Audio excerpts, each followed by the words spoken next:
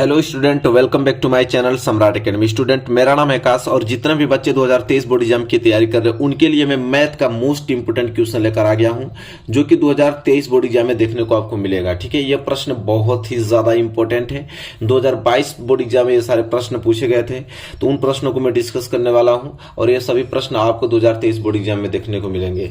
तो सबसे पहले हम क्या करेंगे कि वीडियो को लाइक नहीं किए तो सबसे पहले वीडियो को लाइक कर दीजिए। अगर चैनल पर पहली बार आए हैं तो मेरे चैनल को जल्दी से जल्दी सब्सक्राइब कर लीजिए और जितने भी क्वेश्चंस आपको बताए जाएंगे सभी एक नोट्स बना लीजिए। उस नोट्स में आप लोग उसको उतारते रहिएगा और जितने भी क्वेश्चंस मैं कराऊंगा उसकी प्रैक्टिस करते रहना है आप लोगों को, क्योंकि यही क्वेश्चन लगातार आप लोगों के बोर्ड एग्जाम में पूछा जा रहा है कई सालों से।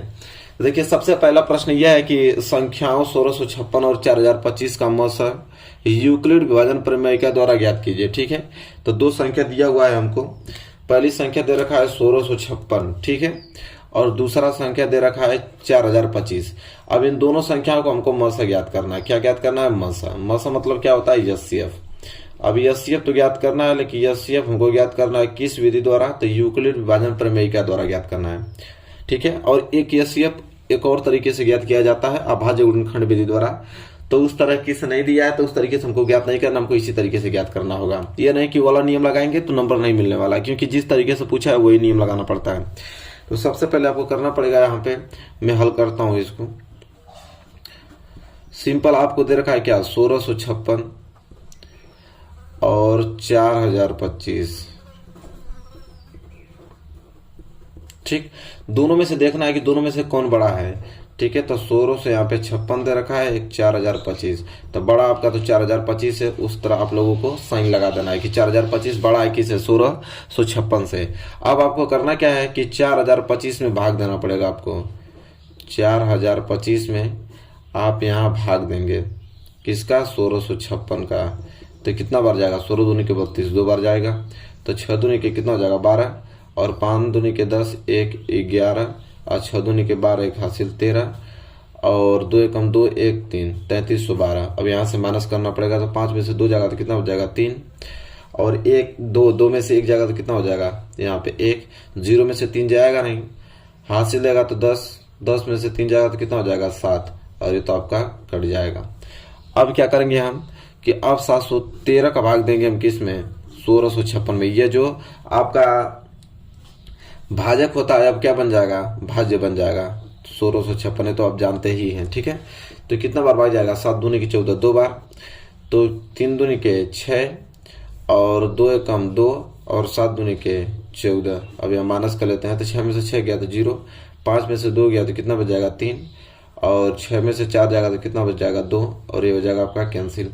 ठीक है, अब हम क्या करेंगे कि 230 का अब हम भाग देंगे किस में? 713 में। तब कितना बार जाएगा यहाँ पे? तो 2 3 6, 3 बार जाएगा। तो 3 को गुणा 0 में करेंगे तो 0, और 3 3 9, और 3 दूनी के 6, कितना बच जाएगा यहाँ पे? 3, 1 में से 9 नहीं जाएगा, हासिल जाएगा तो 11, 11 में से 9 जाएगा तो कितना हो जाएगा? 2, और ये तो आपका कैंसिल हो जाएगा, बच गया कितना? 23। ठीक है, अब 23 का भाग हम किस में देंगे? 230 में। ठीक है, तो 23 दाम में 230 होता है, 10 बार भाग जाएगी और पूरा का पूरा क्या हो जाएगा? कैंसिल हो जाएगा। ठीक है, मतलब 23 से पूरा का पूरा ये क्या हो जा रहा है? कैंसिल हो जा रहा है। तो इसका जो आप लोगों का एचसीएफ होगा क्या होगा? 23 होगा। ठीक है, तो अब तो ये आप लोगों को रफ कार्य में करना है। जो मैं किया हूं ये सब किस में करना है? आप लोगों को रफ कार्य में करना है। अब रफ कार्य में करने के बाद आप लोगों को फेयर में क्या लिखना है वो मैं आपको बताता हूँ। फेयर में किस तरीके से आप लिखेंगे, तो फेयर में आप हेडिंग डालेंगे, क्योंकि हमसे पूछा था क्या? यूक्लिड विभाजन प्रमेय के द्वारा। तो यहाँ पे हेडिंग डालेंगे यूक्लिड विभाजन प्रमेय के द्वारा। यूक्लिड विभाजन प्रमेय के द्वारा हेडिंग डाल के फिर आप लोगों के स्टेप लिखने पड़ेंगे, क्योंकि यूक्लिड विभाजन प्रमेय का एक स्टेप होता है, सबको मालूम है। तो लिखेंगे स्टेप। स्टेप में पहला स्टेप लगाएंगे यहाँ पे, ये पहली वाली संख्या में, जो कि भाज्य बराबर क्या होता है? भाज्य गुणे भागफल प्लस शेषफल। तो लिखेंगे भाज्य हमारा क्या है? 4025 बराबर भाजक क्या है? 1656, और गुणे भागफल कितना है? 2, और शेषफल कितना गया? 713। ठीक है, ये पहला स्टेप हुआ। दूसरा स्टेप में क्या होगा, यहाँ पे आप इस वाले में लगाएंगे तो इस वाले में अब आपका भाज्य क्या हो जाएगा 1656। तो 1656 बराबर हो जाएगा आपका 713 गुणे 2 और शेषफल कितना हो जाएगा 230। अब तीसरा स्टेप लिखेंगे, यहाँ पे तीसरा स्टेप यहाँ पे लगाएंगे। अब भाज्य हमारा हो जाएगा 713 बराबर 230 और गुणे यहाँ पे 3 और शेषफल कितना हो जाएगा यहाँ पे 23। ठीक है, और चौथा स्टेप लगाएंगे। चौथा स्टेप इसमें लगेगा कि 230 बराबर हो जाएगा आपका कितना 23 गुणे 10 और शेषफल कितना गया 0। जब शेषफल 0 आ जाता है तो रोक देते हैं। ठीक है, तो ये आपका स्टेप हो गया। ठीक है, अब फिर लिखेंगे इसलिए 1656 और क्या दिया था 4025 का मस ज्ञात करना था। का मस मतलब क्या होता है एचसीएफ। मस बराबर कितना आ जाएगा 23। ये हो जाएगा आपका आंसर। तो कोई भी संख्या दे देगा दो और उसका पूछेगा कि यूक्लिड भाजन प्रमेय से हमें क्या ज्ञात कीजिए मस है, तो यही नियम लगाएंगे। इस नियम से हम लोग इस क्वेश्चन को क्या करेंगे सॉल्व। ये जो मैं किया हूँ ये आपको रफ कार्य में करना है। ठीक है, रफ कार्य में पहले कटा लीजिए, फिर इसके बाद स्टेप एक एक करके स्टेप लगा के जहां तक तब तक 0 नहीं आता तब तक उतना स्टेप बना के आप लिखेंगे। ठीक है, तो आई होप आपको पहला प्रश्न क्लियर हो गया होगा अच्छे तरीके से, कोई भी डाउट नहीं होगा। ठीक है, चलिए दूसरा प्रश्न देखिए। दूसरा प्रश्न बहुत इंपॉर्टेंट है कि यही दोनों से क्वेश्चन आता है, चाहे तो वो पहला दे दे या तो दूसरा दे दे। ठीक है, ये दो में से एक क्वेश्चन जरूर आपको देखने को मिलेगा। यह है कि संख्या 6, 72 और 120 का अभाज्य गुणनखंड विधि द्वारा एचसीएफ और एलसीएम ज्ञात कीजिए। ठीक है, अभाज्य गुणनखंड विधि द्वारा हमें क्या ज्ञात करना है, एलसीएम और एचसीएफ ज्ञात करना है। तो चाहे इस तरह एलसीएम एचसीएफ दे दे, चाहे यूक्लिड भाजन प्रमेय के द्वारा एचसीएफ और एलसीएम ज्ञात करवा ले। ठीक है, तो चलिए सबसे पहले हम लोग देखेंगे, यहाँ पे हमको अभाज्य गुणनखंड विधि द्वारा पूछा है। तो देखिए हल में कैसे लिखेंगे, मैं हल करता हूँ इन क्वेश्चन को, बहुत ही ज्यादा सिंपल है। सबसे पहले हम 6 का अभाज्य गुणनखंड करेंगे। 2 से कटाएंगे तो 2 3 6 और 3 कम 3 कैंसिल। इसी तरह हम क्या करेंगे 72 को कटाएंगे। 72 को कटाएंगे 2 से तो 36 दूना के 72, 2 से कटाएंगे तो 18 दूनी के 36, फिर 2 से कटाएंगे तो 9 दूनी के 18, 3 से कटाएंगे तो 3 3 9 और 3 कम 3 हो गया। इसी तरह हम 120 का फैक्टर करेंगे। 120 का अभाज्य गुणनखंड में तोड़ेंगे तो 2 से कटाएंगे तो 60, 2 से कटाएंगे तो कितना बार में 30 बार में, फिर 2 से कटाएंगे तो कितना बार में 15 बार में, फिर अब हम 3 से कटाएंगे तो 5 बार में, फिर हम 5 से कटाएंगे तो 1 बार में। यहाँ तक हो गया। अब इन संख्याओं को हम ऐसे लिख सकते हैं कि 6 का फैक्टर क्या हो जाएगा 2 पे पावर 1 गुणे 3 भी एक ही बार है तो 3 पे पावर 1 लिख सकते हैं। इसी तरह 72 को क्या लिखेंगे, देखिए 2 1 2 3 3 बार है तो लिखेंगे 2 पे पावर 3 और गुणे 3 कितना है 1 2 बार है तो 3 पे पावर क्या हो जाएगा 2। इसके बाद क्या आ जाए आपका 120 है तो 2 बार कितना है 1 2 3 तो लिखेंगे 2 पे पावर 3 और 3 कितना बार है 1 बार तो 3 पे पावर 1, 5 भी एक ही बार है तो 5 पे पावर 1 हो जाएगा। ठीक है, अब इसके बाद हम ज्ञात करेंगे एलसीएम और एचसीएफ। तो सबसे पहले हम एलसीएम ज्ञात करते हैं। एलसीएम में यह होता है कि जितने भी अभाज्य गुणनखंड है सबको ले लीजिए। तो अभाज्य गुणनखंड कौन है, एक 2 है, एक 3 है, एक 5 है। तो 2 को ले लूंगा, 3 को ले लूंगा और क्या ले लूंगा 5 को ले लूंगा। ठीक है, और इसके बाद घात कौन सा लेते हैं, तो घात सबसे अधिकतम लेते हैं। तो 2 की सबसे अधिकतम घात क्या है 3 तो 3 ले लेंगे। इसी तरह 3 की सबसे अधिकतम घात क्या है 2 तो 2 ले लेंगे। अब 5 की सबसे अधिकतम घात 1 है तो 1 ले लेंगे। तो 2 पे पावर 3 का मतलब क्या हो जाएगा 8 और 3 पे पावर 2 का मतलब क्या हो जाएगा 9 और 5 पे पावर 1 का मतलब क्या हो जाएगा 5 तो हो जाएगा 8 5 40 और 40 9 360 तो 360 इसका क्या आ जाएगा आपका एलसीएम आ जाएगा। ठीक है, इसी प्रकार अगर एचसीएफ ज्ञात करना है, ऐसे भी पूछा है ना, तो एचसीएफ में क्या होता है कि जो आप लोगों का कॉमन है उसी को लेते हैं जो सब में हो। 2 इसमें भी है, 2 इसमें भी है, 2 इसमें भी है, 3 इसमें भी है, 3 इसमें भी है, 3 इसमें, मतलब 2 और 3 कॉमन मिल रहा है तो 2 गुणे 3 ले लेंगे। घात कौन सा लेंगे तो सबसे न्यूनतम लेते हैं, सबसे कम। तो 2 की सबसे कम घात क्या है 1 और 3 की सबसे कम घात क्या है 1 तभी हो जाएगा 2 पे पावर 1 का मतलब 2 और 3 पे पावर 1 का मतलब 3 तो 2 3 6 तो 6 आपका क्या आ जाएगा एचसीएफ आ जाएगा। तो 6 एचसीएफ आ गया और एलसीएम 360 आ गया। यही है आपका अभाज्य गुणनखंड विधि द्वारा एलसीएम और एचसीएफ ज्ञात इसी प्रकार करते हैं। सबसे पहले उनका फैक्टराइज कर लीजिए, फिर इस रूप में तोड़ने पर एलसीएम में क्या होता है कि जितने भी अभाज्य गुणनखंड है सबकी बड़ी घात ले लेते हैं और एचसीएफ में जो कॉमन मिलता है उसको लेते हैं, लेकिन उनकी घातें जो है वो न्यूनतम लेते हैं। बस यही आप लोगों का रूल है। तो आई होप आप लोगों को क्लियर हो गया होगा ये क्वेश्चन बहुत अच्छे तरीके से। और 2 क्वेश्चन समझ में आ गया आप लोगों को। दोनों में से जरूर आपको एक देखने को मिलेगा, ठीक है। अब ये देखिए तीसरा प्रश्न बहुत ज्यादा इंपॉर्टेंट है, ठीक है। तीसरा प्रश्न क्या कहता है?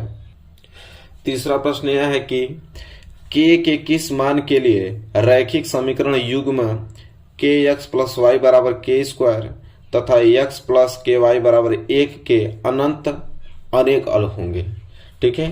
अनंत अनेक हल होंगे, देखिए यही मेन है, आप लोगों का पूछ रहा है कि अनंत अनेक हल होंगे। देखिए अनंत अनेक हल होने का प्रक्रिया जो है वो क्या होता है, तो अनेक जब हल होते हैं तो उस समय जो इक्वेशन बनता है वो होता है a1 बाटा a2 बराबर होने लगता है b1 बाटा b2 के, और यह बराबर होने लगता है c1 बाटा c2 के। यही अनेक जब हल होता है तो उसकी इक्वेशन ये बनता है। अब हमसे पूछा है कि के किस मान के लिए जो रैखिक समीकरण युग्म है, एक रैखिक समीकरण ये दे रखा है, एक रैखिक समीकरण ये है, 2 रैखिक समीकरण दे रहा है, कह रहा है कि इनका अनंत अनेक हल होगा। तो सबसे पहले देखिए कुछ करना है नहीं हमको, अनंत अनेक हल पूछा है तो उसका इक्वेशन यह होता है, 2 समीकरण दे ही रखा है, इन दोनों से पहले मैं a1 a2 b1 b2 c1 c2 की वैल्यू निकाल के यहाँ पे पुटअप कर दूंगा और k का वैल्यू क्या हो जाएगा, निकल जाएगा। बस सिंपल यह है। तो पहला समीकरण आपका है कि kx और प्लस y बराबर के स्क्वायर, पहला रैखिक समीकरण यही है। तो अगर मैं यहाँ से तुलना करूँ तो ये हो जाएगा a1x प्लस b1y बराबर हो जाएगा c1। यहाँ से अगर मैं तुलना करूँ तो x से x कैंसिल, तो a1 बराबर क्या निकल रहा आपका k, और यहाँ से y से y कैंसिल कर दूं तो y के आगे एक तो छिपा ही रहता है, तो b1 बराबर क्या आ जाएगा 1, और c1 बराबर यहाँ से आपको के स्क्वायर देखने को मिल रहा है, ठीक है। तो यहाँ तो निकल गया। दूसरा समीकरण क्या आपका x प्लस के वाई बराबर क्या दे रखा है, 1 दे रखा है, ठीक है। तो यहाँ से ये दूसरा है तो हम लिखेंगे a2x और प्लस b2y बराबर c2। अब यहाँ से वैल्यू निकालेंगे तो x से x कैंसिल, तो x के आगे एक छिपा होता है, तो a2 बराबर क्या हो जाएगा 1, और इसी तरह y से y अगर मैं कैंसिल कर दूं तो b2 बराबर क्या आ जाएगा k, और यहाँ पे आपका c2 बराबर क्या आ जाएगा 1, c2 बराबर क्या आ जाएगा 1। अब सबकी वैल्यू निकल ही गया, बस इसमें पुटअप कर दीजिए। तो a1 बटा a2, a1 की वैल्यू कितना है हमारा k लिख देंगे, बटे a2 की वैल्यू कितना है 1, तो 1 लिख देंगे, बराबर b1 की वैल्यू कितना है 1, तो 1 लिख देंगे, b2 की वैल्यू कितना है k, तो k लिख देंगे, बराबर c1 की वैल्यू कितना आया है यहाँ पे k स्क्वायर, अब बटे c2 का वैल्यू कितना आया है 1 आया है, ठीक है। तो यहाँ पे किसी भी समीकरण को हल कर सकते हैं, ठीक है। तो हम चाहेंगे तो इन्हीं दोनों से इन क्वेश्चनों को हल कर सकते हैं, इन्हीं दोनों से, ठीक है, आराम से निकल जाएगा। चाहेंगे तो हम इसका इससे मल्टीप्लाई करके निकाल देंगे, तो इन्हीं दोनों से निकल जाएगा कि k बटे 1 बराबर 1 बटे k से। तो k में k का गुणा करेंगे तो k स्क्वायर बराबर 1 में 1 का गुणा करेंगे तो कितना आ जाएगा 1 आ जाएगा। तो यहाँ से अगर k का वैल्यू निकाल लूँ तो यह वर्ग उधर जाएगा तो किस में हो जाएगा वर्गमूल में, तब k बराबर 1 का वर्गमूल क्या होता है प्लस माइनस 1 होता है, ठीक है। तो k का कौन सा वैल्यू आ गया, 1 प्लस आ गया और 1 माइनस आ गया, ठीक है। यही तो आंसर हो जाएगा। तो सिंपल इन क्वेश्चनों को इसी प्रकार से हल करते हैं। तो अनंत अनेक हल पूछेगा तो ये आपको इक्वेशन मालूम रहेगा ही। यहाँ पे 2 समीकरण देगा तो यहाँ से आप a1 b1 c1 a2 b2 c2 की वैल्यू निकाल के बस पुटअप कर दीजिएगा, k का वैल्यू निकल जाएगा, ठीक है। आसान है बहुत ही ज्यादा। तो आई होप क्लियर हो गया होगा आप लोगों को ये क्वेश्चन। चलिए अगला प्रश्न देखते हैं। देखिए अगला प्रश्न क्या है, चौथा प्रश्न, बहुत ही ज्यादा इंपॉर्टेंट है ये प्रश्न, बहुत बार एग्जाम में आ चुका है। प्रश्न नंबर चौथा यह है कि एक आयताकार बाग का अर्ध परिमाप 36 मीटर है, जिसकी लंबाई जो है वो चौड़ाई से 4 मीटर अधिक है। बाग की विमाएं ज्ञात कीजिए, विमाएं मतलब लंबाई और चौड़ाई ज्ञात कीजिए। तब एक आयताकार बाग का अर्ध परिमाप, ठीक है। तो देखिए हमसे दे रखा है, यहाँ पे हल करेंगे इसका। एक आयताकार बाग का अर्ध परिमाप, देखिए परिमाप क्या होता है, तो परिमाप होता है आपका कि 2a प्लस b, ये आपका परिमाप होता है, मतलब कि 2 गुणे कोष्टक में लंबाई प्लस चौड़ाई, ठीक है। ये आपका क्या होता है, परिमाप होता है, समझ रहे हैं। और अर्ध परिमाप का मतलब क्या हो जाएगा कि अगर 2 से हम भाग देंगे तो कट जाएगा, तो अर्ध परिमाप हमारा निकल जाएगा सिर्फ a प्लस b, ठीक है। चलिए इसको हल कैसे करता हूं मैं आपको बताता हूं। देखिए हल यहां से देखिए, हल इसको करेंगे, लिखेंगे कि लंबाई तो हमको मालूम नहीं है, चौड़ाई भी हमको मालूम नहीं है, तो लिखेंगे कि माना बाघ की लंबाई, ये लिखना पड़ता है, ठीक है, आप लोग लिखेंगे ब्लैक पेन से, माना बाघ की लंबाई x मीटर है तथा चौड़ाई y मीटर है। जब लंबाई चौड़ाई हमको मालूम चल गया तो अर्धपरिमाप आराम से निकल जाएगा, ठीक है। तो यहां से लिखेंगे प्रश्नानुसार, क्योंकि प्रश्न में ही बोला है अर्धपरिमाप, तो प्रश्नानुसार क्या हो जाएगा हमारा कि बाघ का अर्धपरिमाप यहाँ पे हम लोग ये निकाल देंगे आराम से, ठीक है, कि बाघ का अर्धपरिमाप क्या होगा। तो अर्धपरिमाप क्या हो जाएगा, x प्लस वाई हो जाएगा, ठीक है। तो x प्लस वाई बराबर क्या हो जाएगा, अर्धपरिमाप कितना दे रखा है आपका 36 मीटर। अर्धपरिमाप समझ रहे हैं ना, परिमाप का मतलब होता है कि 2 गुणे लंबाई या प्लस क्या चौड़ाई, अर्धपरिमाप मतलब इसका आधा कर दिया जाए, आधा का मतलब कि 2 से 2 कट गया था, अर्धपरिमाप n होगा x प्लस वाई। हाँ, तो x प्लस वाई बराबर क्या हो जाएगा 36 मीटर। ये आपका क्या देखा, अर्धपरिमाप दे रखा है, ठीक है। यहाँ तक सारी चीजें क्लियर हो गया, मतलब आपको मालूम चल गया कि x प्लस वाई बराबर दे रखा है 36 मीटर। ये आपका समीकरण नंबर क्या बन गया, दिख रहा है आप लोगों के यहाँ पे, x प्लस वाई बराबर 36 समीकरण नंबर 1 बन गया, ठीक है। अब आगे यहाँ पे दे रखा है, थोड़ा सा मैं पढ़ूं कि एक आयताकार बाघ का अर्धपरिमाप 36 मीटर, यहाँ तक तो इक्वेशन बन गया आप लोगों का। फिर कह रहा है कि जिसकी लंबाई जो है वो चौड़ाई से 4 मीटर अधिक है, लंबाई जो है चौड़ाई से 4 मीटर अधिक है। लंबाई हमने माना था x, ठीक है, और चौड़ाई हमने माना था y। तो लंबाई जो है चौड़ाई से 4 मीटर अधिक है, तो अगर इसमें +4 कर दूंगा, अधिक कर दूंगा किसको, लंबाई को, तो बराबर तो हो नहीं पाएगा, क्योंकि 4 मीटर खुद अधिक है तो बराबर नहीं हो पाएगा। इसलिए 4 मीटर हमको क्या करना पड़ेगा, इसमें माइनस करना पड़ेगा, ठीक है, किसमें, चौड़ाई में। क्योंकि लंबाई को अगर 4 मीटर अधिक कर ही देता हूं तो ये इक्वेशन कभी बराबर नहीं हो सकता है, क्योंकि जो लंबाई होगा चौड़ाई से खुद ही 4 मीटर अधिक हो जाएगा। तो बराबर करने के लिए जो ये अधिक है उसको कम करना पड़ेगा, मतलब हमें चौड़ाई को देना पड़ेगा, ठीक है। तो इसमें क्या कर देंगे, हम प्लस कर देंगे, किसमें, चौड़ाई में प्लस करना पड़ेगा, ठीक है, तब जाके आप लोगों का इक्वेशन बराबर होगा। अब यहाँ पे क्या हो जाएगा कि x, ये प्लस वाई इधर आएगा तो क्या हो जाएगा -y, और बराबर इधर क्या बच जाएगा 4। तो ये समीकरण नंबर क्या हो गया, दूसरा। अब समीकरण नंबर पहला, समीकरण नंबर दूसरा, आराम से इसको हल कर देंगे, क्योंकि इसमें +y है, इसमें -y है, तो क्या लिखेंगे, दोनों को जोड़ने पे। तो समीकरण नंबर पहला तथा समीकरण दूसरा को जोड़ने पे, अब जोड़ देते हैं। पहला समीकरण है x प्लस वाई बराबर कितना दे रखा है 36, समीकरण नंबर पहला, और दूसरा है आपका x माइनस वाई बराबर कितना है 4, और समीकरण नंबर दूसरा जोड़ दे।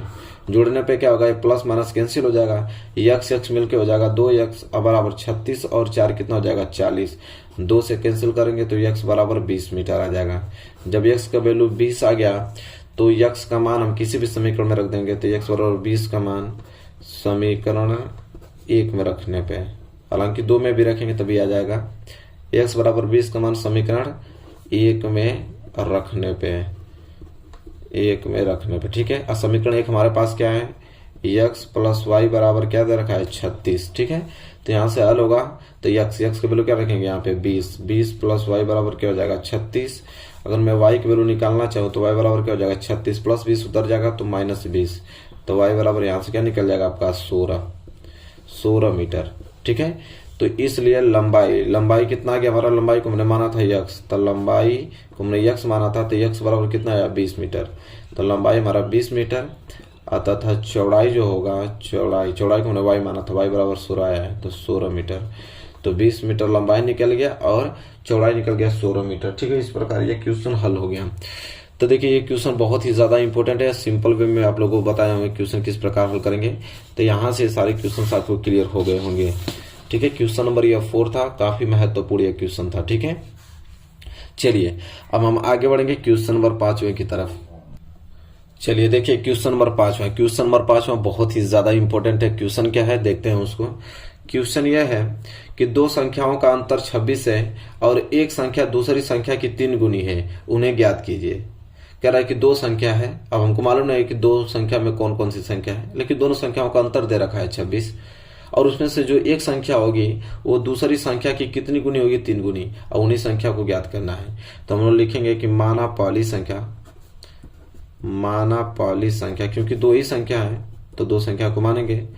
माना पहली संख्या x तथा दूसरी संख्या y है। पहली संख्या को x मान लिया, दूसरी संख्या को y। फिर लिखेंगे कि x y से बड़ा है, क्योंकि दो संख्या में कोई ना कोई एक बड़ा होगा, कोई ना कोई एक छोटा होगा, तो हमने x को बड़ा मान लिया कि x y से क्या है, बड़ा है। ठीक है, अब देखिए लिखेंगे प्रश्नानुसार। अब प्रश्न के अनुसार इसे सॉल्व करेंगे, क्योंकि दो संख्या हमने मान रखा है। अब यहाँ पे पहला प्रश्न है, दो संख्याओं का अंतर 26 है, तो अंतर कैसे निकलता है, बड़ी संख्या में तो छोटी संख्या को घटाते हैं, तो बड़ी संख्या हमारा x है, इसमें से y को घटाएंगे तो बराबर 26 अंतर निकल जाएगा। तो दो संख्याओं का अंतर 26 है, तो ये पहला इक्वेशन बन गया। इसके बाद कह रहा है एक संख्या दूसरी संख्या की 3 गुनी है, तो मान लीजिए पहली संख्या x है और दूसरी संख्या y, तो पहली संख्या दूसरी की कितनी गुनी है, 3 गुनी है। इसको बराबर कर देंगे तो x बराबर क्या आ जाएगा, 3y आ जाएगा। ठीक है, यहां तक हो गया। चलिए अब हम बात करेंगे आगे।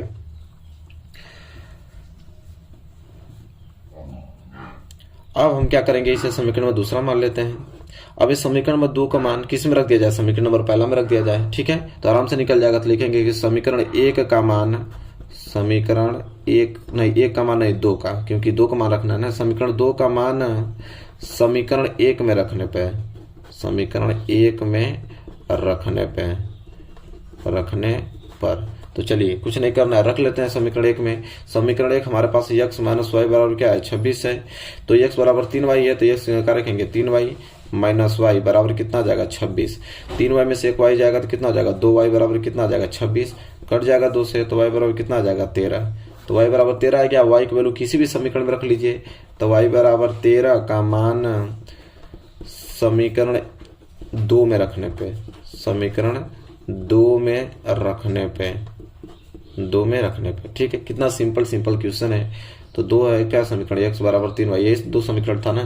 अब इसी में रख दीजिए, तो x बराबर 3 गुणे y की वैल्यू क्या रखेंगे यहाँ पे 13। तो x बराबर 13, तो यहाँ कितना आ जाएगा 39। तो देखिए यहाँ पे पहली संख्या 39 आ गया, दूसरी संख्या 13 आ गया। देखिए जो पहली संख्या है इसका जो दूसरी संख्या है, अरे पहली संख्या x था और दूसरी संख्या हमने y माना था, तो देखिए पहली संख्या दूसरी की 3 गुनी है कि नहीं, बिल्कुल है। मतलब क्वेश्चन हमारा क्या है, बिल्कुल सही है। तो मेरे प्यारे विद्यार्थी, आई होप आपको क्लियर हो गया होगा अच्छे तरीके से। देखिए यही हमने आप लोगों को 5 क्वेश्चन बताए इस वीडियो में। ये 5वें ही महत्वपूर्ण है, 5वें क्वेश्चन में जरूर आपको पूछा जाएगा 2023 बोर्ड एग्जाम में। तो इन क्वेश्चनों को प्रैक्टिस करके आप इसको जरूर लर्न कर लीजिए। तो चलिए मेरे प्यारे विद्यार्थी, वीडियो को लाइक नहीं किया तो लाइक कर दीजिए, और चैनल पर नया तो चैनल को सब्सक्राइब कर लीजिए। मिलेंगे नेक्स्ट वीडियो में, तब तक के लिए धन्यवाद।